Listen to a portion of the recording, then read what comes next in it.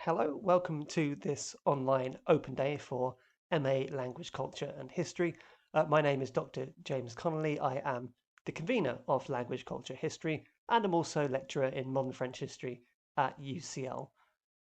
What I'd like to talk about using this PowerPoint presentation over the next 10 minutes or so is just an outline of MA Language, Culture, History and what I think in particular are some of its best features. So as you can see, MA Language Culture History is a unique interdisciplinary MA program involving different language-specific pathways. Now, hopefully you already know which language pathway interests you, but the MA cohort as a whole, all of the different students that come together in LCH are involved in these different strands. So it's good to know where your peers, where your classmates will be coming from as well. So as you can see, there are 7 different strands: Dutch studies, French and Francophone studies, German studies, German history, Hispanic studies, Italian studies, and Scandinavian studies. The degree program is taught by specialists from a variety of different fields: history, such as myself, literature, cultural studies, gender studies, queer studies, politics, linguistics, film studies, languages. The list could and indeed does go on. Now, one of the best bits of MALCH, in my opinion, is that you have great flexibility for an individually tailored program of study, including which disciplines you wish to focus on the most. And we can see this with the program outline. So everyone has to do the core module, which has got the catchy name of Language, Culture and History. We thought long and hard about that. And if you do the taught pathway, you do a 12,000 word dissertation, and you do 3 optional modules as well as the core module. At least 2 of these optional modules have to be within your language specific pathway, and one of them can be one of any number of modules, which I'll talk about in a minute. If you do the research pathway, you do an 18,000 word dissertation, slightly longer, and you have 2 optional modules, both of which come from the language pathway. The dissertation, by the way, can be on any aspect of the language pathway, the language area you study, any of the subdisciplines. You have a lot of training about this and a lot of time to think about it. You don't have to worry about that now. So let's talk about the core modules then. The core module, Language, Culture and History, is broken up into 2 aspects.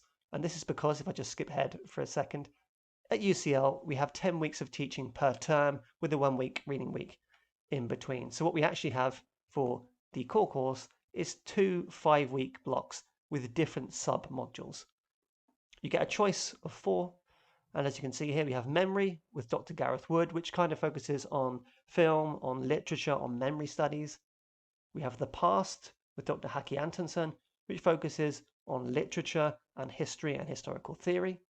We have sexuality with Dr. Thibault Rabon, which focuses on gender studies, on queer theory, and on humanitarianism. And then finally, warfare with me, which I'll talk about in a minute. And as you can see, these seminars they last 2 hours. They have sometimes an element of lecturing, but mostly it's about discussion. That's the best way of doing things on an MA program. And you also get an additional 1 hour per week of a tutorial, what we call a tutorial, kind of an advanced reading group, with a postgraduate teaching assistant. So on the core course, you get 3 hours per week across a 10-week period. So let's look at one example in more closely, which is my module, Warfare. This considers a few aspects of European warfare, the experience and memory of warfare in the 20th century, in particular focusing on the First and Second World Wars. Now, we only have 5 weeks, so we can't cover everything. So what I've done is I've curated and chosen some topics that spark a lot of interest and debate among scholars, and actually lead to some really fascinating discussions among students.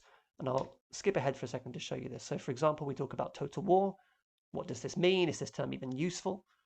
We talk about witnessing war, so testimony from the First World War and the Holocaust. Is this something that is important about the witness testimony of the time? What is this notion, for example, of the moral witness? Is there a truth of witnessing that we hold up higher than other forms of evidence? We talk about photographs and photographing the Second World War.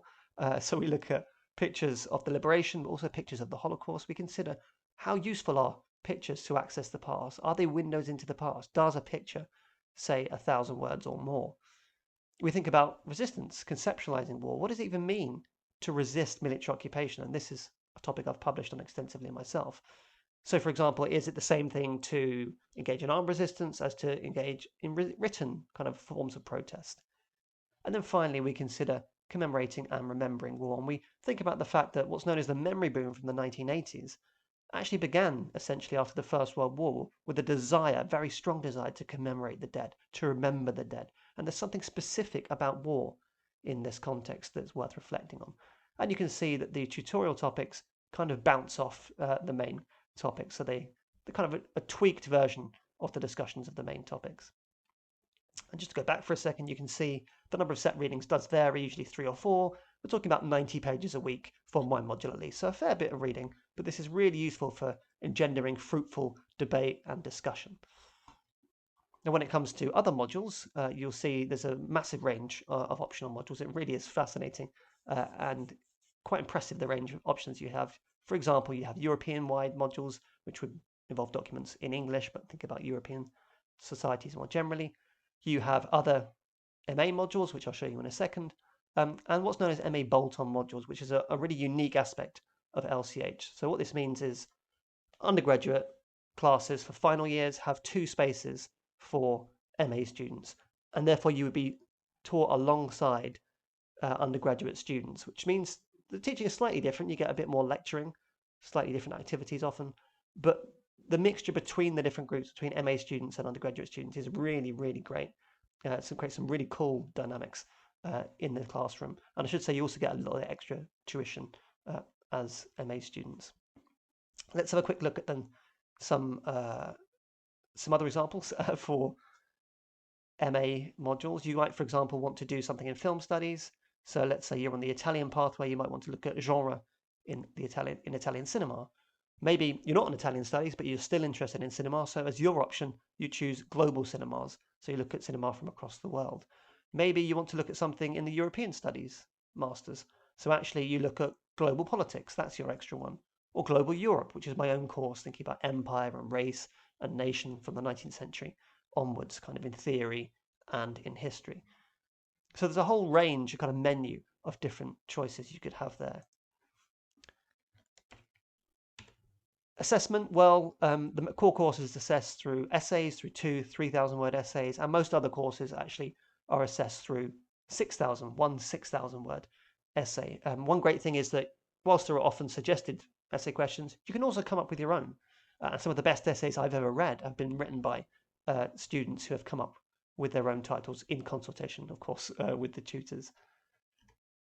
Speaking of which, I would be your personal tutor as the convener of the program, which means I like to meet students at least once a term just to see how you're doing, catch up, see if there are any issues. And if you do have any issues at any point, you're welcome to contact me.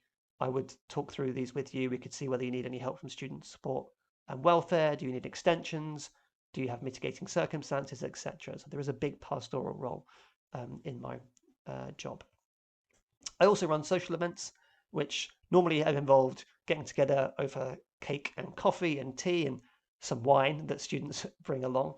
And these are great opportunities to foster a sense of community, to get to know each other and just see how you're doing. However, obviously in recent weeks, things have been a bit more difficult. So we've actually been running online social events, which have been good fun and a good way of checking on students. So I'd like to end with the testimony of a current student, James V, who is in the Scandinavian Studies pathway. He's a 2-year student, so will actually be here next year. He'll also be one of the student representatives, so he'll speak for you in committees with staff members. He will raise any issues, pass on your questions, etc. So he is a real person. I have not made up this testimony, but it is very nice and very kind of James to write this. So I'll just highlight some points for you. He describes LCH as an excellent way of studying a regional country across a number of disciplines, taking in politics, philosophy, literature, history, film, and language. He believes there are very high standards of teaching, challenging and stimulating coursework, there's engagement with theories, new approaches, etc. And of course, he praises the sheer number of modules and choices, which, as I said, is a kind of USP of LCH. He says nice things about online resources and about personal support, about the pastoral care that I mentioned. And actually, James points something really interesting, which I haven't quite touched upon, which is the camaraderie amongst students from all ages and backgrounds, people from different disciplinary backgrounds, who are doing different language pathways. This is one of the beauties of LCH. You're one cohort who get together at social events and in the core course, but you have such varied experiences. And the exchange of ideas, exchange of experiences, the exchange of personal stories has been something that's really a joy to be involved in, essentially, and to oversee as MA convener. So I really welcome your application for MA-LCH, and I would love to see you on the course in September.